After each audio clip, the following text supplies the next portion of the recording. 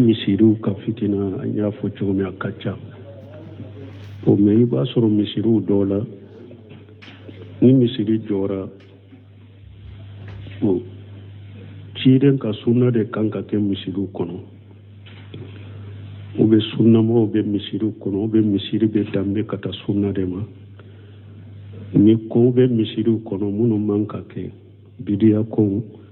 u bɛ welelikɛlaw dɔw bɛ na u bɛ weleli kɛ ka taa bidiya ma olu bɛ jɛrɛ cogo di olu ka jɛrɛ cogo ni e yɛrɛ y'a dɔn bidiya min bɛ misiri kɔnɔ min bɛ bidiya in kɛ ni misiri ɲamaru tɛ e bolo e tɛ faama ye misiri in ka kɔɲa tɛ e bolo a ɲɛmaya tɛ e bolo e yɛrɛ bɛ se ka kɔnɔnandiya kɛ min bɛ bidiya fɔ a bɛ bidiya kɛ i yɛrɛ n'a cɛ i bɛ se ka kɔnɔnandiya min fɔ a ye i b'o fɔ a ye i n'a cɛ ni e ka kɔnɔnandiya ni a minana alhamdulillah ni ka kɔnɔnandiya ma mina e ye dɔɔnin kɛbaga ye i ka deresiw dɔ fana sen fɛ e fana u bɛ waajulu sen fɛ biri hikima wali mawjatil hasana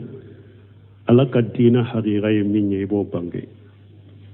nin ko de ye sunna ye nin ko de ye bida ye nin kuma ye sunna de nin kuma ye bidiya de nin kɛwale ye sunna de nin kɛla bida ye de e b'o bange n'i y'o bange misiri kɔnɔ hakilimaw ala ye minnu laɲini ni kanda ye olu b'a faamu ni sunna kɔni bangera yɔrɔ min dɔrɔn o ye bidiya taatɔ de qul jaa al-haqq wa zahaqa al-batil inna al-batila kana zahuqa ni tiɲɛ nana dɔrɔn nkalon kɔni bɛ taa de tiɲɛ in bange i seko hakɛ i bɛ tiɲɛ bange misiri kɔnɔ donc ni o si ma ban misiri ɲɛmayaw bɛ minnu bolo e bɛ se ka se olu de ma sisan ka kɔnɔnandiya kɛ olu fana ye u bɛ se ka bɔ yen cogo min ou bien n'a y'a sɔrɔ faamaw bɛ i bɛ se ka a bɛ fɔ olu ye dibi la olu b'a jɛrɛ cogo min u b'a jɛrɛ o cogo la a b'o cogo de la ni mɔgɔw nana wajibi kɛ misiri kɔnɔ ye bidiya fɔ ni e yɛrɛ y'a dɔn ne y'a jaabi ou bien kɔnɔnandiya kɛ jama la fitina bɛ wuli ni sigira ka bida in fana lamɛn kana junubu sɔrɔ e bɛ se ka wuli kɛ e bɛ se ka wuli kɔfɛ min ye bidiya kuma in fɔ ou bien min bɛ bidiya wajibi i bɛ se ka bilasirali min ka i b'a k'a ye n'i tɛ se ka bilasirali k'a ye jama misiri min ye jama misiri de ni e nana i ka sali la ale tɛ alimami ye n'a y'a ka bida wajibi daminɛ e bɛ bɔ parce que dɔɔninkɛbagaw ni yira la o la karamɔgɔbaw la bidiya mɔgɔw gɛnni ka bɔ misiriw kɔnɔ k'o tɛ population ka baara ye mɔgɔ sɛbolo ka baara tɛ ko an ka bidiya mɔgɔw gɛn ka bɔ misiri kɔnɔ k'u gɛn ka bɔ misiri kɔnɔ u bɛ faamaw de bolo u bɛ faamaw de bolo u bɛ fanga bɛ mɔgɔ min na jɔyɔrɔ bɛ mɔgɔ min na n'a ye ko min fɔ jamana kɔnɔ a ye ko min kɛ jamana kɔnɔ faamaw b'a sabati donc u gɛnni ka bɔ misiri kɔnɔ u bɛ olu de bolo donc mɔgɔ senfulu tɔ t'a ye de kɔnɔnandiya e yɛrɛ n'a cɛ ni o ma min na e fana bɛ se ka tiɲɛ bangeli min kɛ ka sunna bangeli min kɛ a karadu kɛ bidiya min kan i ka waajulu i ka kumaw la bil hikma wal mawjatil hasana i b'o kɛ donc u bɛ jɛrɛ nin cogo de la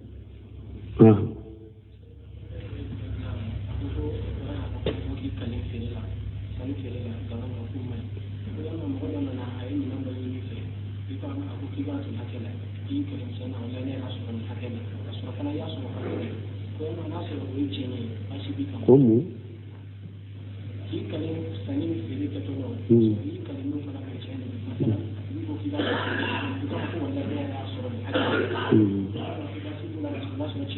Bon, ko a donna k'a fɔ k'i kale fɛɛrɛ la nkalon k'a tɛ bɛn mais ale ye min ta min ne tiɲɛ la a ye kalilaw de kan wallahi n ye nin ta nin de la tiɲɛ de do fana o bɛ cogo di junubu t'i la kalili na mais ala ka tɔgɔ ka bɔ k'o kɛ i ka fɛɛrɛ fɛ i ka marasandisi k'o k'i ka marasandisi ɲagabaga ye ala ka kuma ka bɔ ma wala tuti kulla halafi ani fana hadamaden kan'i yɛrɛ ni kalili caman ladege donc ala tɔgɔ ye tɔgɔba de o ka bɔ de ni o bɛ kɛ fɛn minnu na o ka kɛ kɔbaw ni fɛn wɛrɛ ye mais sanni fɛɛrɛ kɔnɔna na hali ni tiɲɛ b'i bolo kana kalili caya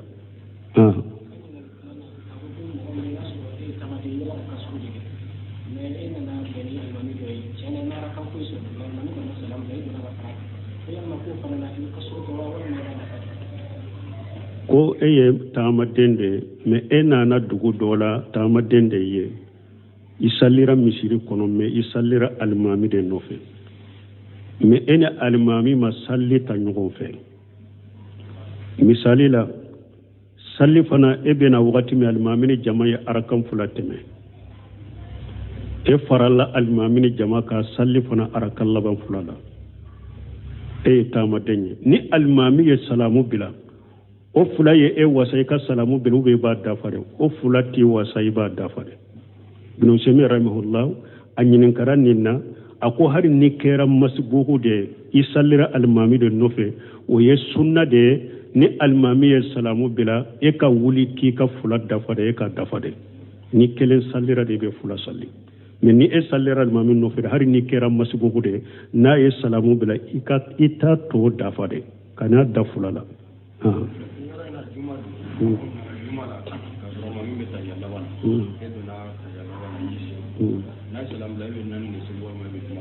ko juma ni nana almami bɛ ta ya laban na i farala ka juma ni almami ye salamu kɛ ni almami ye salamu bila e bɛ arakan fula de saru bɛ naani de salli bon ni juma kɔni de don fo juma bɛ sɔrɔ de ni bɛnna ewa uruku ma ciden ko sallallahu alaihi wasallam ko juma do ko ni mɔgɔ min ye almami sɔrɔ juma arakan fula na kunbele mina la i farala ka o la i y'o sɔrɔ a ko ni alimami ye salamu bila i ka kelen fara ka i wasa juma la mais ni e y'a sɔrɔ alimami bɛ juma tahiya laban de la i farala ka i ma juma sɔrɔ nin na dɔɔni kama ko ni salamu bilala ni misiri wɛrɛ bɛ e b'a dɔn a bɛ ewa dugu min kɔnɔ misiriw tɛ salli wagati kɛlɛ ni misiri kɔni ka juma taara k'i da mais dugu kɔnɔ misiri wɛrɛ bɛ nin taara n bɛ bɛn juma la o yɔrɔ la taa o yɔrɔ la i ka taa juma salli mais n'a y'a sɔrɔ misiri wɛrɛ tɛ i bɛ bɛn min ka juma ma salli fana de salli nin na i bɛ salli fana de salli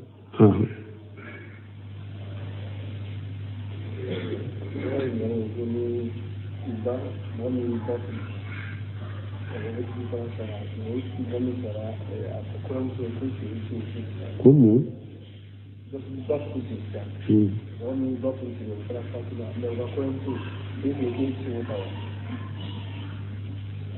Allahu alam te se ka nin ko sugu jaabi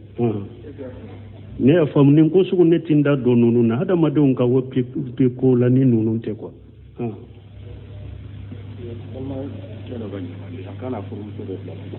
furumuso y'a ɲini a fɛ siɲɛ caman k'a ka furu sa a ma sɔn furumuso y'a ɲini a fɛ k'a k'a bila a ma sɔn bon a laban na a nana gan k'a gafɔ furumuso kama k'a ka foliw kɛ bon a fana sɔnna foliw ma bon furumuso fana laɲini k'o folo in na k'o ye bilali de bon k'ale sɔnna folo min ma ko b'a jira k'ale bɛ muso furu sa ko jɔn cɛ ale sɔnna ka foliw min kɛ muso ye yala o bɛ jate furu sa ye bon ko dɔ ko a n'a ka muso de tun bɛ ɲɔgɔn na ko muso ko a k'ale bila a ma sɔn ka muso in bila o tora bonyana muso ka muso ye yɛrɛ kumabɔ ka furu juru foni ka bɔ a kan na muso y'o ɲini o b'a fɔ min ma lokolo o ye de a bɛ bɛn nafolo hakɛ de ma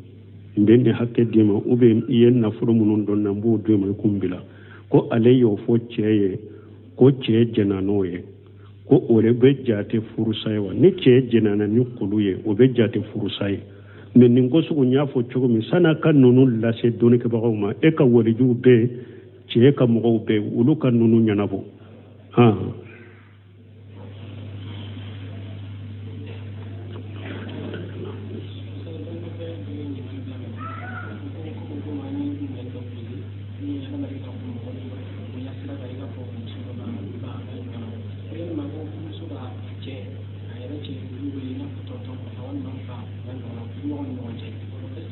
bon ko furumuso na ewa a cɛ ni ɲɔgɔn cɛ k'a fɔ n tonto ou bien n fa ou bien olu na dɔɔnikɛbagaw ko baasi t'u la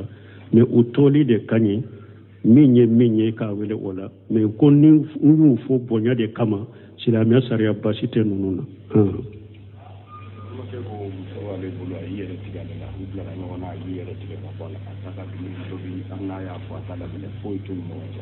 bon ale de fana fɛn muso wɛrɛ b'ale bolo ale kɔni bɛ jija ka taa muso fɛ ka lafiya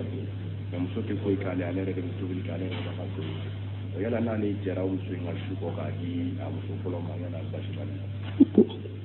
ko do ko ko do ko aka muso ya yere tigale la donc yala na ale muso in ka su to e kata yele maka muso wore fe o be chogodi ni muso ka wali jube ala suma e ka mo be aka sigaka nyo de fu fe ngo fe nye furu nyogo ma fulani nyogon sama de bala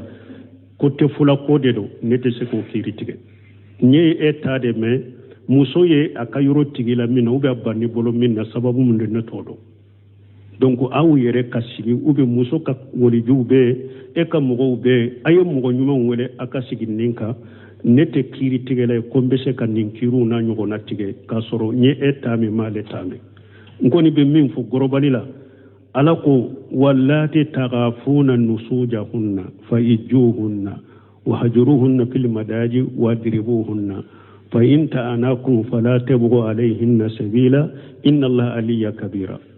ala koni ye min fo furu ɲɔgɔnma fila ni ɲɔgɔn cɛ a ko ni siranna i ka muso dɔ a b'a fɛ k'a yɛrɛ kɔrɔta i kan ala ko a y'o waaju de fɔlɔ ni waajuli min t'a ɲɛ dilan tigɛ a la ni o ma min can i ka bugɔbugɔli min ni a tɛ jogili kɛ n'i ye ninnu kɛ muso tugura i kɔ a sɔnna i taama ayiwa i fana kana sira wɛrɛ ɲini ka taa muso ma k'i b'o tɔɲɔ dɛ k'i b'a tɔɲɔ dɛ n'i y'o kɛ ne ala kɔrɔtalen don e fana kan ne ala ka bɔ ne kɔrɔtalen don ka bɔ donc nin ye gɔrɔbari ye furu ɲɔgɔnma fila furu bɛ dila cogo o cogo ala yɛrɛ y'o fɔ o de y'a to abdullahi kuseyri a delila ka konandiya dɔ fɔ nin yan de la k'a fɔ a ko furu ɲɔgɔnma fila ni ko minnu b'a ni ɲɔgɔn cɛ a kana to ka so ka mɔgɔ wɛrɛ don a ni ɲɔgɔn cɛ a yɛrɛ ka so kɔnɔna na a ye furu ɲɔgɔnma fila k'a ka kow bɔ a y'a ka kow ba a yɛrɛ dama so kɔnɔ parce que n'a ye mɔgɔ wɛrɛw sen don furu ɲɔgɔnma fila n'a ye mɔgɔ wɛrɛw sen don a ni ɲɔgɔn cɛ baara ka ɲɛ a cɛ ka dila a ka gɛlɛ jan ko an bɛ diɲɛ wagati laban minnu na ala ɲɛ siranɲɛbaga ka dɔgɔ nɛnima ka ca munafaki ka ca n'a ko a k'a kɛ dɔɔnikɛbaga ɲininkali de ye fana i bɛ se ka dɔɔnikɛbaga dɔ ɲininka e cɛ a bɛ e sago fɔ muso fana ka sago dɔɔnikɛbaga ye min fɔ a bɛ se ka t'o ɲininka nin ko kelen la o fana b'a ta fɔ ko bɛ ɲɛnabɔ wa a tɛ ɲɛnabɔ wala nin ko sugu la muso ka walijuw bɛ e cɛ min don a ka mɔgɔ ɲumanw bɛ nin ko sugu ni ka muso ma se ka ban a bɛ se ka mɔgɔ ɲuman minnu sen don a la n'u bɛ siran ala ɲɛ a b'u dɔn pour ka a ba a b'o de kɛ mais a sugu anw tɛ se ka ko an b'a bɛɛ kiiri tigɛ dɛ waaleykum salaam wa rahmatulah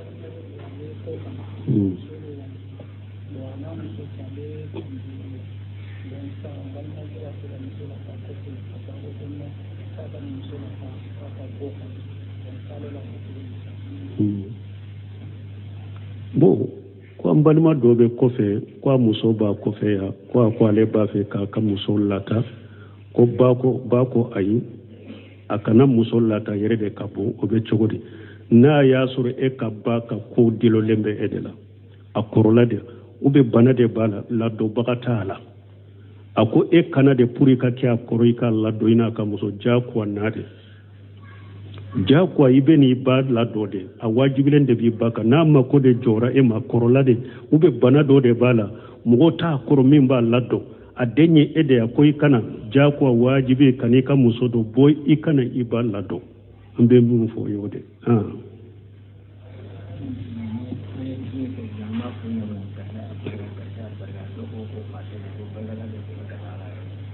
bon ko ni dumuni kɛra ko karisa barika bon ninnu n'a ɲɔgɔnnaw hadamaden ka nin kuma sugu bila ɲuman de ka duwawu barakallahu fikum a jate y'o de n'u y'u surunya dɔnnikɛbaw y'a jate duwawu de don a tigi ye komi ni ciden ko n'i ye dumuni kɛ mɔgɔ ye duwawu k'a ye allahumma barik lahum fima arjaqtahum waghfir lahum jambahum ni nana ciden karisa la waghfir lahum مافو اللهم بارك لهم فيما رزقتهم واغفر لهم ذنبهم ala i ka barika dɔ i y'u garijɛgɛ min na i ka barika dɔ la i k'u ka junubu yafa ninnu n'a ɲɔgɔnnaw de ninnu hadamadenw b'u surunya ko barika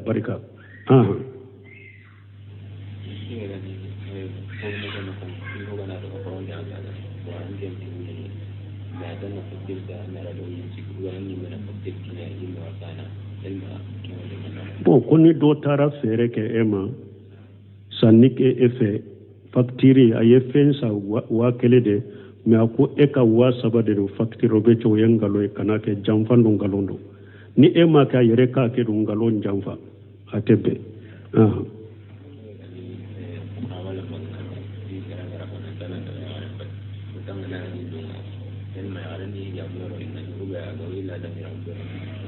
bon ko ni taara muso ye b'a fɛ ka furu ni taara lajɛ a bɛ hijabu de don ou bien n'a ka laadafiniw de bɛ na a bɛ hijabu de don a bɛ a ɲɛdaw min ye ka taa a kunkolo a bɛ se k'o bɔ a n'a tɛgɛ faraw a sen faraw a bɛ se ka olu de bɔ i ka olu lajɛ a kunsigi i bɛ se k'o lajɛ parce que muso ka kunsigi y'a masiri dɔ de a bɛ se ka kunkolo fan bɛɛ bɔ ka tɛgɛ faraw bɔ ka sen faraw bɛ i bɛ ninnu de lajɛ hijabu bɛ t'o la et puis a ka kɛ mɔgɔ dɔw ɲana u b'a ka jumara min i n'a kelen kana lankolonya yɔrɔ la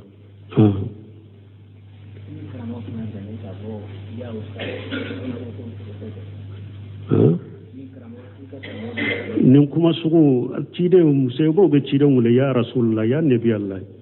k'i k'a fɔ ya ustaji ka hadamadenw ya inni da basi t'o la n'i ye hadamaden wele de ka fɛn de ɲini a fɛ min bɛ ɲini ala de fɛ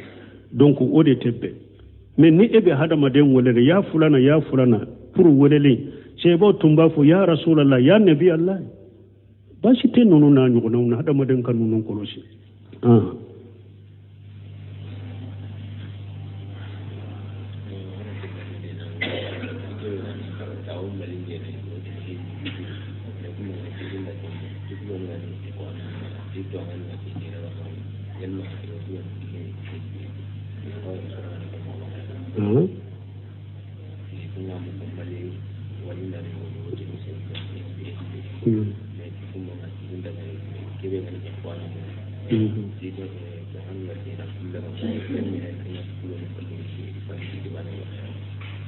bon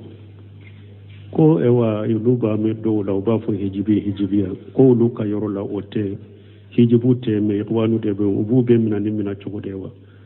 mo tiɲɛ la minnu ye karasa ye bidiya mɔgɔ ye a minɛ cogo ye nin ye adamadenw ka sage ka taa dumuni kɛbaga baw ma o la o hijibu ye de mɔgɔ minnu farala ɲɔgɔn ka nkalon kan dɔrɔn lahalaw b'u bolo minnu tɛ ciden ka sunna kan kullu hijibi bima ladayhim farihuna hijibiyaw ye o de jamakulu farala ɲɔgɔn kan taabolo b'u bolo bato cogo b'u bolo akida b'u bolo minnu tɛ ahli sunna wal jamaa ka faamu kan anu ka taasira n'u ka akida kan u b'a fɔ olu de ma hijibiyaw donc n'u y'u dɔn mɔgɔ minnu ye u b'a kɛ ka kumaw fɔ u b'a kɛ ka kɛwalew kɛ akidaw dɔ b'u bolo akida kitabu ɲumanw ni ani ulamaw rabbanina ulamaw rasikin minnu y'a fɔ mɔgɔ minnu bɛ nin kumaw fɔ mɔgɔ minnu bɛ nin kɛwale kɛ ni akida bɛ mɔgɔ minnu ma bidiya mɔgɔw de don donc e bi olu jate bidiya mɔgɔw bɛ i yɛrɛ kɔlɔsi u ma i b'i yɛrɛ kɔlɔsi u ma u b'u tigɛ ɲɔgɔn ɲɛ bon bidiya mɔgɔ fana u tɛ kelen ye u minɛ cogo tɛ kelen ye bidiya mɔgɔw dɔw bɛ olu ka bidiyaw b'u labɔ silamɛya kɔnɔ olu ka minɛ cogo ani minnu ka bidiya ye bidiyatu mufassiqa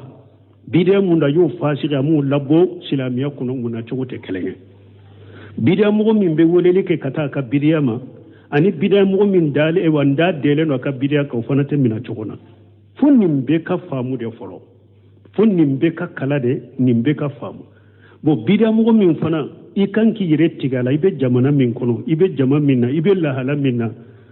ni n bɛ se k'i yɛrɛ tigɛ ka bɔ nin bidiya mɔgɔ la pewu o bɛ kɛ sababu ye k'a bɔ a ka bidiya kɔnɔ ou bien o bɛ kɛ sababu ye k'a dɔgɔya ou bien o bɛ kɛ sababu mɔgɔw b'u yɛrɛ kɔlɔsi a ka bidiya ma a tɔɔrɔ tɛ sunna ka tɔɔrɔ tɛ ka dawa kan i b'o fana laja la bidiya mɔgɔw de filɛ ninnu ye dɛ mais fanga de bɛ nin bidiya mɔgɔw la n'anw ko an k'an da tigɛ u la ou bien n'anw ko an ka aradu k'u kan ou bien n'anw ko an ka ko sugu dɔ kɛ fanga bɛ olu de la jamana kɔnɔ anw tɛ se o la an ka dɔgɔ o tɔɔrɔ bɛ s'an ma o tɔɔrɔ bɛ s'an ka dawa ma aw ta bɛ kɛ a ka bidiya bange ka sunna bange mais minnu ye ka aradu kɛ olu ka cogoya dɔ la a k'a yɛrɛ kɔlɔsi o ma kana tɔɔrɔ lase u ma u bɛ di jaabiri bɛ nin fɔ a ka kitabu kɔnɔ u bɛ di jaabiri a bɛ ninnu fɔ hadamaden k'i yɛrɛ kɔlɔsi ninnu bɛɛ ma i ka nin bɛ kɔlɔsi i ka kow la de wala sino sabatira mo bolo ko bidia mo don wajibi eki yere tige ka bola iki yere korosi ka bomo nin ka bidia ba labbo silamiya kono ki yere tige ka bomo we wajibi de ino teke foye fo ni sagote min na de me min ka bidia ma labbo silamiya kono ba fasiriya de ale ki yere tige ka bo alema ewa silamiya kam masalahana kam masalah baliya de bella jawla na yere ya do nan yan yere tige ka bon nunu ma pew silamiya kam masalha bi de bola abode ke nunu nye bida mo ran kan kan yere tige ka buma de men nan yan yere tige ka buma silamiya masalha ta la koy abena ni de gumba do de silamiya ka abe ulun min ye ewa ka yere tige ka bola pew no sheta wiye odi ya to tumamu ya Ahmad ibn Hanbali nyininka Qurasani jami'a de tumbe bo ko ama ko jahamiya munun be Qurasani yala an kan dati an kan yere tiga kabula wa ako me eska an kabbali ma munun be Qurasani u bese ku yere tiga kabo jami'a wa eska fanga bula sebu ye u bese ku yere tiga jami'a wa wala nimbe ka Qurasi sino na don na ko mo minye hijibiya ani awa abe kuma munun fo nute sariyaka abe kataw kuma ni bidia kuma munun bidia ke wala ni aqida jugu munun bala u bangele ye wajibi de karaduku ka wajibi de do ka sunna bange wajibi de do ka kataw ke aradu ka wajibi de do bo ne abe yoro mi fana ni ikhwani u de fana be ikhwani u koroye munye ikhwani muslim hijibiya nu ya me hijibiya u ba fo lu de ma hijibiya u ni mo min faralu ka de ba fo ko hijibiya farala hijibiya u ka ikhwani muslimun nunu u ba fo lu de ma hijibiya parce que lu taye munye u farala nyogon ka ko munun te sunna kono kele a fulanna ulu kala nyini yede do jama ka fara nyogon ka doro ambe jama soro chogomi ambe jama fara nyogon ka chogomi doro ewa sunna tanama ko ni sunna tanama ko te ni aqida karlibe ni aqida karlite ni uluma ko te la manhaju karle mi na nimbe manhaju karinte manhaju ko tala be ka fara nyogon ka doro ulu tayo ode wala ahijibiya o ay riwaniya o ni ube jamana minna ayu do yere kurosuma inu kana nyagambi ima buma ki yere kurosuma inu kana nyagambi uni aradu min kaka iko ke sheko hake ika sunna bange ika seko hake ika aradu ko ka bidaw ka ika seko hake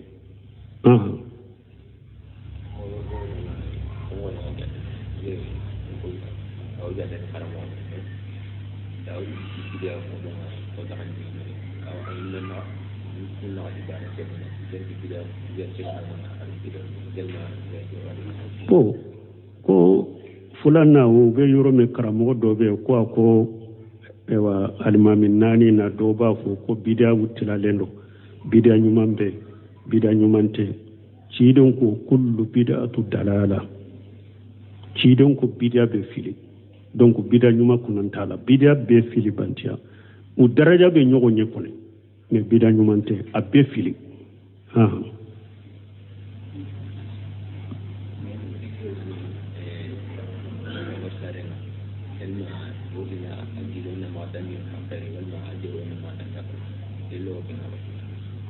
ko komi gese ewa a janya ko aka janya kana temenni no Allahu alamu ne todo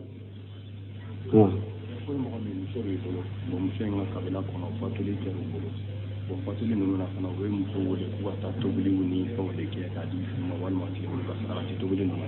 bo muso no akama ta o kam la sunna bai ba ya marada ma kata o ani na tara fana era ni na su kera se gata folina no bo ko ne banne kera yoro doro ba fo muso kata tobili ke mo ka di suma ube tile saba sarakati ka di su kam goma ube tawa tile saba sarakati bo tobili ni bidia dedo ko nu ko e ka muso kata ko muso kata e be nyamara di ka muso makata wa na donna e yere bolo ko tobili e bidia de ate be e ka nyamara di ka muso makwa kata o tobili ke ate daga e yere ka yau kene ka fonni ya do nin tara kene ka mbese ka cinya banguwe bidia mun bu mbese ko bang sanga sigi min fulaw bolote ni bani kera tile saba tile wolon fula be nyogon kate dumunu be tobi abadi mugoma ate sunna kono ate dina kono aya dabila ni yere ya do ni tara ibe se ko bali ube etale ibe se ka fo har numa bali pew dobe bob biday ni tobili fanga ma bolo ibe ta silama masala benina mais ni yere ya do te se ka bali e ka foli te se ka fe mbola ube te se ka fo yere e kanata biday nke wakati e kanata e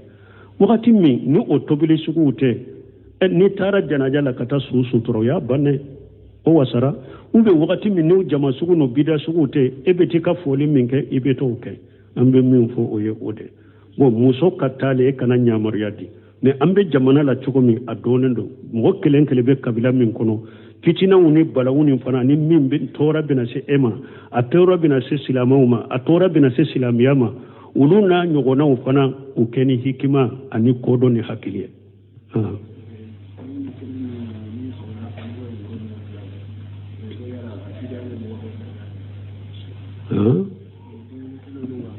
ko deni kono no be woro munum bo ko abida be mo wala bo silamiya kono ba mo wala bo silamiya kono aya yere koro sama silama wakati be e ka kanu de mbali ma silama ka ke silamiya kono de wakati be akanu de mbali ma silamiya ka ke sunna kono me nimbora wa nununte hakili nyuma ni ngana nyuma ka ti nyona silama uma donc ndu woro te se ka mo wala bo silamiya kono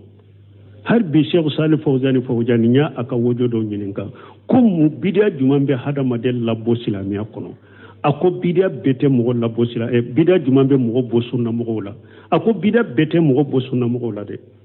ako bidia tel aqadiyan ni bidia konike aqida la ko obilabo sunna mo la me bidia to amaliya ako ti labbo sunna mo la